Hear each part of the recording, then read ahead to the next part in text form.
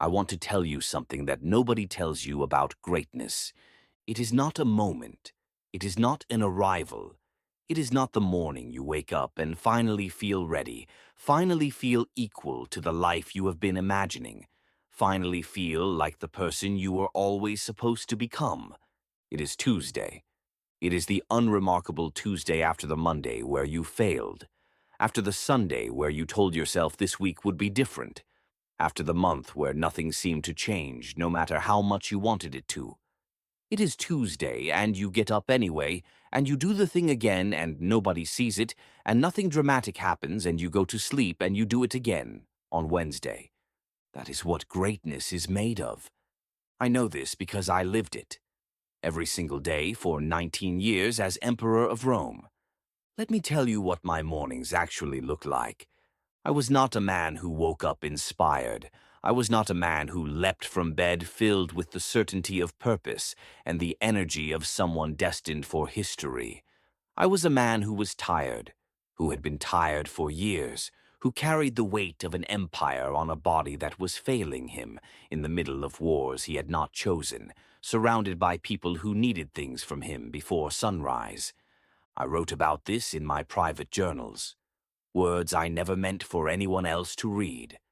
I wrote, "At dawn, when you rise unwillingly, let this thought be present.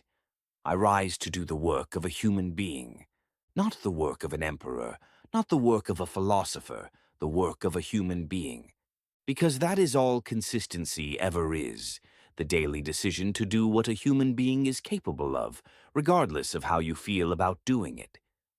I failed at this constantly. I wrote it down because I needed to remind myself.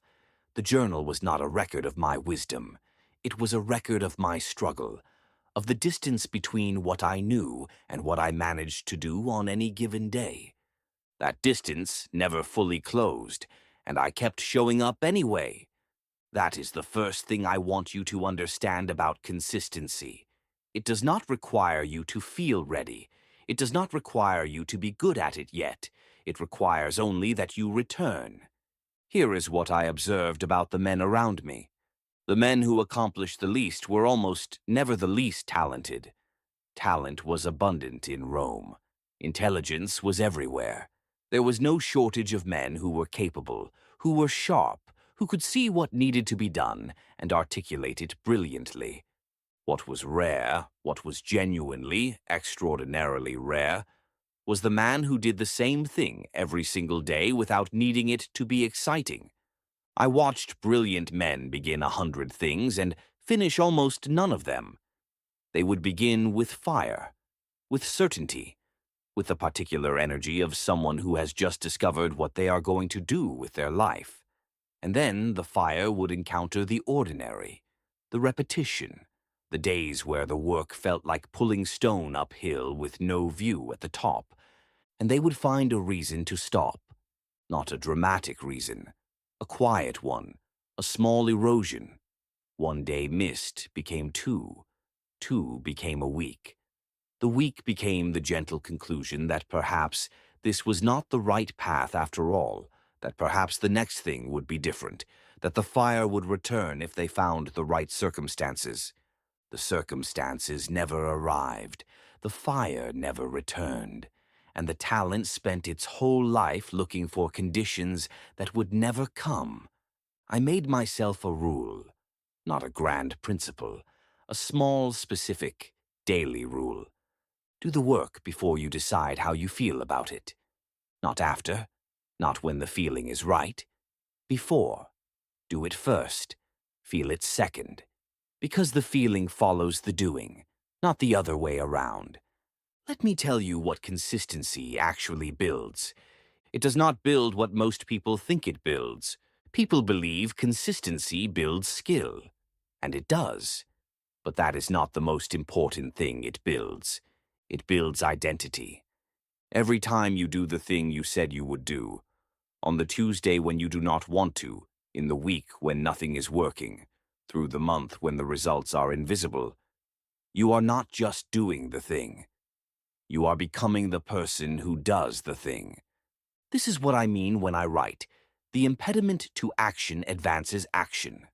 What stands in the way becomes the way. The days when it is hardest to show up are the most important days, not because the work you do on those days is better, but because the person you become by showing up on those days is different from the person who stayed away. And that person, the one built by 1,000 unremarkable returns, is the only version of you that can do the thing you actually want to do at the level you actually want to do it. I was not born an emperor who handled crisis calmly. I was not born a man of equanimity and measured response.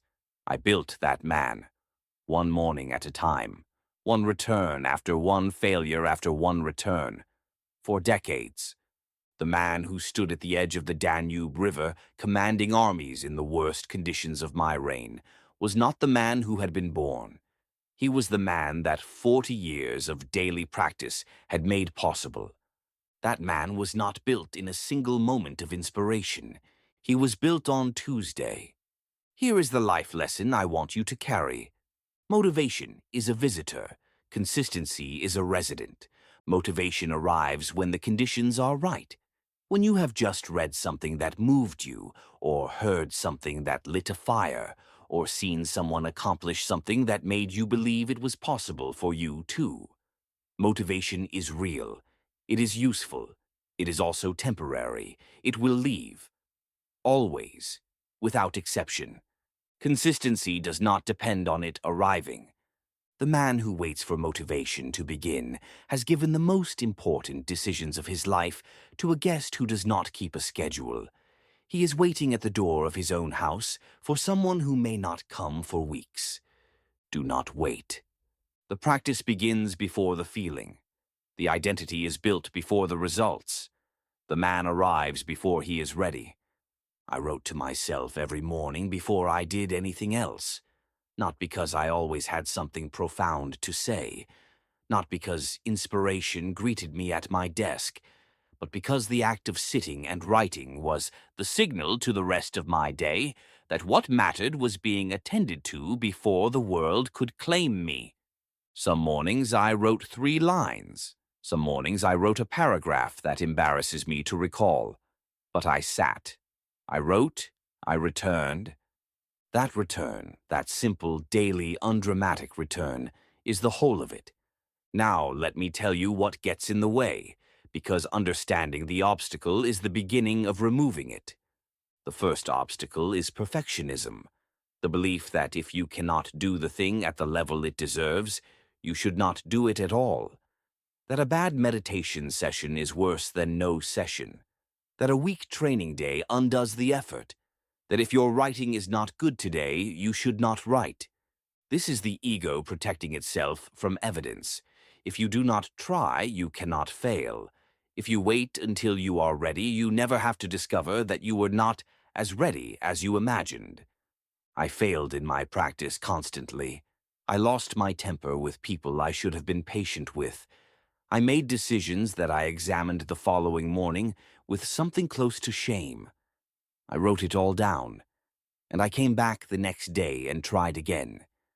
The imperfect return is worth infinitely more than the perfect abstention.